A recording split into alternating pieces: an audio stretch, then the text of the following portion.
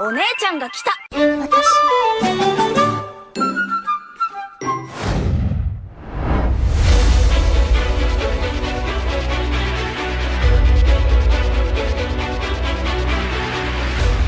Halo, apa kabar semuanya? Salam kenal dan selamat datang di channel Playlist ID. Masih melanjutkan cerita light novel Bleach Can't Fear Your Own World jilid pertama, di mana sebelumnya pada prolog 1 kita diceritakan dengan apa yang telah terjadi di istana Soul King pasca peperangan berakhir. Dari mulai diungkapnya Soul King yang baru, dibangkitkannya para anggota divisi 0, hingga terakhir peristiwa tercurinya Zanpakuto langka milik Nimaya. Nah, kali ini dalam prolog kedua akan diceritakan juga beberapa hal terkait apa yang telah terjadi setelah peperangan, khususnya yang terjadi di area Seiretei. Well, tanpa menunggu waktu lama, sebelum kita lanjutkan ceritanya, pasang dulu sabuk pengaman dan segera bunyikan tombol loncengnya.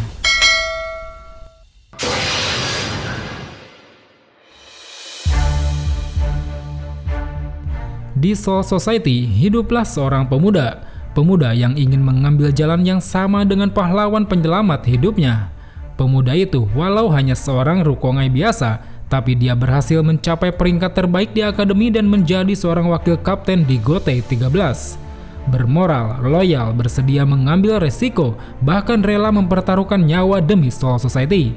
Dia juga bukan orang yang suka meremehkan musuh, namun bila demi keadilan, dia bersedia menodai kehormatannya dengan menikam musuh dari belakang.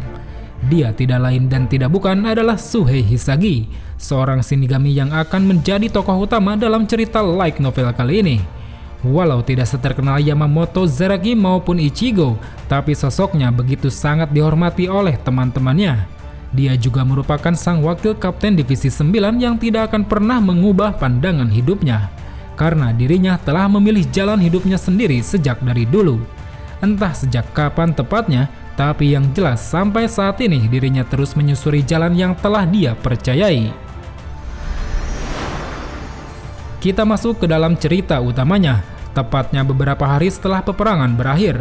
Saat itu di dalam area Seiretei, pemusnahan makhluk berbentuk burung atau bisa kita sebut sisa-sisa kekuatan Lilobaro baru saja diselesaikan di sana. Walau bau busuknya saat itu telah mulai memudar, tapi kondisi sekarang ini tak ubahnya seperti saat peperangan tengah berlangsung. Di sana masih banyak para shinigami yang terluka parah akibat peperangan yang telah terjadi. Bahkan tidak sedikit dari mereka yang sampai harus kehilangan nyawanya. Divisi 4 yang merupakan divisi khusus memberikan perawatan medis, saat ini tengah berjibaku merawat mereka yang masih bisa diselamatkan. Dan tidak hanya divisi 4 saja, Orihime yang juga memiliki kemampuan penyembuhan juga ikut membantu menyembuhkan para shinigami yang terluka, khususnya luka berat yang tidak mampu disembuhkan oleh para petugas medis. Dan berkat bantuan dari Orihime itu, banyak para shinigami yang tadinya berada di ambang kematian mampu bertahan hidup kembali. Namun meski kekuatan penyembuhannya sangatlah hebat, tapi pada kenyataannya kekuatan Santen Keishun Orihime ini mempunyai batasan tersendiri. Mereka yang telah meninggal terlalu lama, mereka yang jiwanya benar-benar sudah tiada, dan mereka yang sudah tidak memiliki jasad adalah beberapa hal yang tidak bisa disembuhkan oleh Santen Keishun. Terlebih Orihime yang sebelumnya juga ikut bertempur dalam peperangan, saat ini dirinya juga tengah dalam keadaan yang masih belum pulih sepenuhnya. Selain itu, dampak dari peperangan sendiri ternyata tidak hanya merugikan pihak shinigami secara fisik saja, melainkan secara mental. Mereka semua merasa berkecil hati atas begitu banyaknya rekan-rekan yang tumbang akibat pertempuran. Tapi walaupun begitu, berita tentang kemenangan yang mereka raih tampaknya mampu mendorong kembali kegigihan yang mereka miliki. Kemudian setelah itu, di depan barak divisi 1, Kyoraku yang telah pulang dari istana Soul King, saat ini dirinya bersama dengan para Kaigun tengah bersiap-siap mengantarkan kembali Aizen menuju penjara bawah tanah. Demi mencegah hal buruk terjadi pada Aizen yang ternyata masih hidup, para kapten dan wakil kapten seperti Mayuri, Soifon, dan yang lain juga ikut bersiaga di sana. Di sisi lain, dengan keadaan yang telah tersegel kembali di atas sebuah kursi, Aizen pun menjawab perihal pertanyaan Kyoraku tentang pesan terakhir yang ingin dirinya sampaikan. Di sana Aizen berkata bahwa sebenarnya dirinya sangat ingin berbicara dengan Kurosaki Ichigo. Tapi karena Ichigo saat ini tidak sedang berada di sana, sepertinya hal itu tidak bisa dia lakukan. Diketahui bahwa pada saat yang sama, atas saran dari Urahara, Ichigo tengah berada di kediaman Kukaku Shiba bersama dengan ayah dan juga teman-temannya. Hal itu sengaja Urahara lakukan demi mencegah Ichigo bertemu dengan Aizen, yang mana takutnya nantinya Aizen malah akan mempengaruhi sisa Reiatsu Hollow yang ada di dalam tubuh Ichigo. Kemudian setelah diungkapkannya permintaan yang tak mampu terpenuhi itu, Aizen pun mulai berbicara kembali kepada Kyoraku seolah ingin menggodanya. Saat itu dalam perkataannya, Aizen sedikit menyinggung beberapa hal terkait dengan rahasia Soul Society di masa lalu, yang mana hal itu hanya diketahui oleh Kyoraku dan beberapa orang penting saja. Dan pada saat perkataan itu dilontarkan, Kyoraku pun hanya terdiam seakan tak ingin menanggapi hal tersebut di depan banyak orang. Karena mungkin saja Kyoraku sendiri tidak ingin kalau rahasia tersebut sampai tersebar luas di antara para prajurit Gotei 13. Kemudian berbicara tentang masa lalu dan Soul Society, di sana Aizen juga sedikit mengingatkan Kyoraku tentang Kaname Tosen yang ternyata telah mengetahui rahasia di balik masa lalu itu, yang mana menurutnya telah dicap sebagai seorang pengkhianat. Bersamaan dengan dilontarkannya kata-kata itu, tiba-tiba saja terdengar sebuah suara bernada tinggi yang terkesan memprotes perkataan dari Aizen. Suara yang tampaknya dipenuhi oleh emosi itu rupanya bersumber dari seorang wakil kapten yang juga berada di sana. Yang mana saat itu dirinya sangat merasa tersinggung saat mendengar nama Tosen disebut sebagai seorang pengkhianat. Dan wakil kapten yang tengah tersulut emosi itu adalah Suhei Hisagi, yang mana dulunya merupakan wakil kapten dari almarhum Kaname Tosen. Sedikit ingin memberikan informasi mengenai Hisagi, saat ini dirinya baru saja berhasil disembuhkan oleh Orihime dan baru tersadar dari komanya. Karena sebelumnya pada peperangan yang lalu, dirinya berhasil ditumbangkan oleh Lile Baro yang membuat tubuhnya berlubang cukup fatal. Namun terlepas dari kenyataan dirinya belum sembuh total, saat ini dengan perban yang masih membalut sekujur tubuhnya, Hisagi telah berada di depan Aizen untuk menjalankan tugasnya sebagai wakil kapten. Karena kaptennya yang sekarang yaitu Muguruma Kensei masih dalam masa pemulihan setelah sebelumnya mengalami zombifikasi. Selain itu, alasan lain Hisagi menghadiri proses penyegelan Aizen saat ini adalah karena dirinya masih memendam emosi kepada Aizen yang menurutnya telah menyesatkan mantan kaptennya Kaname Tosen ke jalan yang salah. Di sisi lain, seolah dirinya tak ingin dipandang sebagai kambing hitam oleh Hisagi, Aizen pun lantas menegaskan bahwa dirinya tidak bisa begitu saja disalahkan atas keputusan Tosen yang dulu memutuskan untuk ikut melakukan pemberontakan. Karena bagaimanapun itu semua merupakan keputusan Tosen sendiri yang telah memilih jalan hidup seperti itu.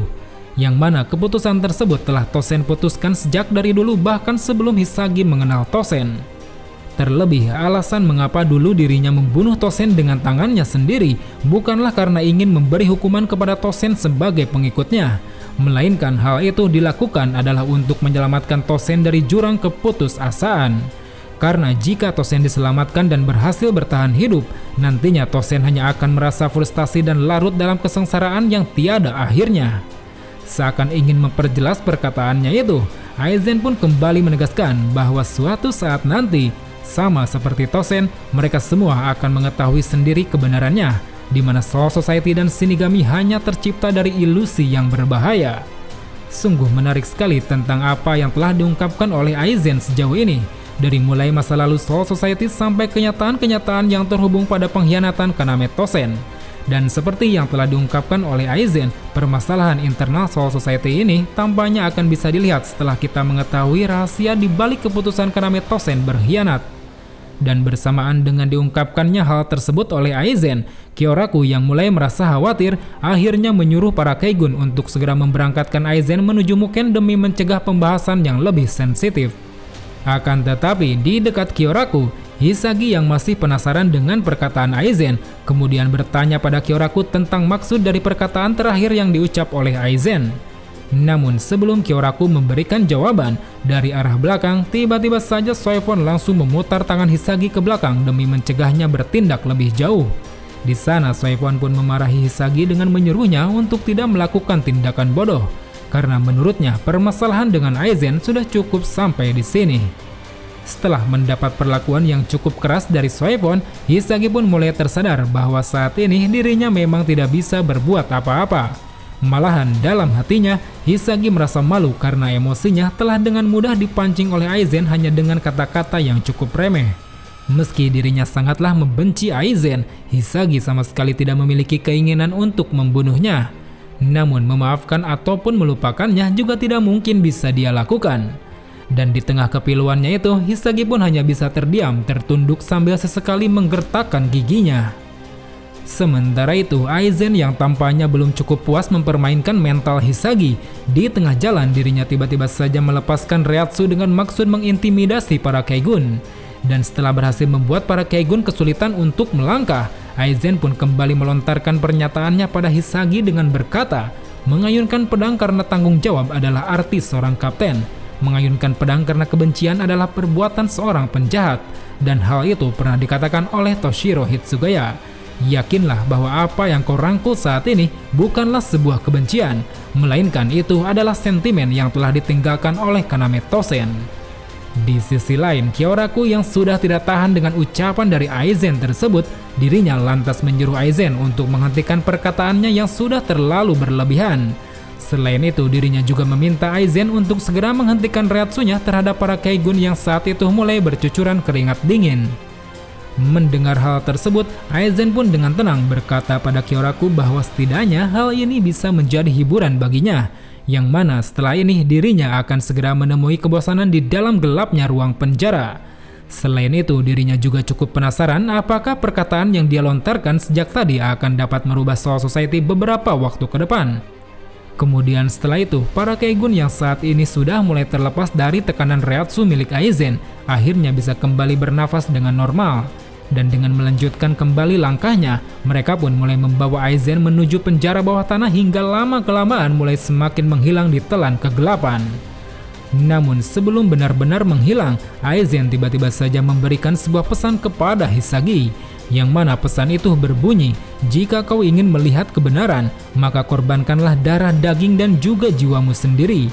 Setidaknya dulu, Tosen sudah bisa melakukannya, dan aku ingin tahu bagaimana dengan dirimu. Seiring dengan disampaikannya pesan tersebut, akhirnya sang penjahat itu pun perlahan menghilang dalam kegelapan. Sebagian besar Shinigami yang mendengar pesan dari Aizen memang mengabaikan kata-katanya. Namun beberapa kapten sadar bahwa orang seperti Aizen bukanlah orang yang akan membicarakan omong kosong. Oleh karena itu, mereka pun mencoba menyingkirkan kata-kata yang penuh teka-teki itu dari pikiran mereka dan menguncinya di suatu hati yang paling dalam. Sementara itu, Hisagi yang sedari tadi telah dibuat emosi, bingung, dan dipenuhi keraguan oleh kata-kata Aizen, saat ini tengah mencoba meredam emosinya. Namun walaupun begitu, nyatanya kata-kata terakhir Aizen tetap saja mengakar di pikiran Hisagi layaknya sebuah racun. Kita tahu Hisagi bukanlah dewa seperti Yuhava yang bisa melihat masa depan, tidak seperti Ichigo yang selalu diingat, tidak seperti Zaraki yang memiliki kekuatan hebat, tidak seperti Yamamoto yang begitu berpengalaman, tidak seperti Byakuya yang seorang bangsawan, dan tidak seperti Hitsugaya yang sangat jenius. Tapi meski begitu, Hisagi memiliki sedikit kualitas pada dirinya. Itu adalah harga diri dan kebanggaan sebagai seorang Shinigami. Namun saat ini Hisagi belum tahu bahwa untuk melindungi orang lain, sebagai prajurit Gote 13, dia harus bertarung sambil memikul beban dunia. Dan nantinya hanya setengah tahun setelah berakhirnya perang, Hisagi akan menghadapi kenyataan akan hal itu.